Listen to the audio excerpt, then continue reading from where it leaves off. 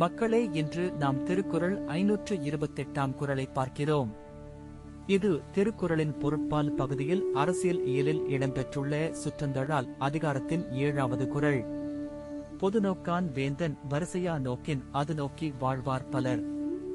இந்த குறள் சொல்லும் பொருள் என்னவென்றால், ஒருவரின் நோக்கம் பொதுநோக்க திறன் கொண்டிருப்பின் அந்த நபரை எல்லோரும் பின்பற்றி வாழ்வார்கள். ஏனெனில் ஒருவர் தனது செயல்களை எல்லோரின் நலனுக்காக எண்ணினால் மற்றவர்கள் அதனை நேசித்து ஒத்துக்கொள்வார்கள்.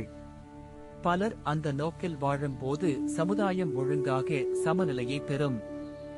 ஏன் இந்த குறள் முக்கியமானது என்றால், இது அதிகாரம் மற்றும் பொறுப்பை எப்படி அணுக வேண்டும் என்பதை காட்டுகிறது. சிலர் தனிப்பட்ட நலத்தை முன்னிட்டு செயல்படுவர். ஆனால் பொதுநோக்கை முன்னிறுத்தும் வேந்தன் மக்கள் நம்பிக்கையை பெறுவார். இன்றைய வாழ்க்கையில் இந்த குறளை நாம் பின்பற்றினால், நிறுவன தலைவர்கள், அரசாங்கம், சமூக தலைவர்கள் அனைவரும் பொது நோக்கத்தை மனதில் வைத்து முடிவெடுக்கலாம். அதனால் மக்கள் இடையிலான நம்பிக்கை மற்றும் ஒற்றுமை அதிகரிக்கும். இது வேலைவாய்ப்பு, நல்வாழ்வு, சமுதாய வளர்ச்சியை மேம்படுத்தும். அதனால் அனைவரும் ஒருவரின் பொதுநோக்கை மதித்து அதற்காக செயல்பட்டால் எதிர்காலம் பிரகாசமாகும். இதைத்தான் இந்த குறள் மிக அழகாக எடுத்துக் கூறுகிறது.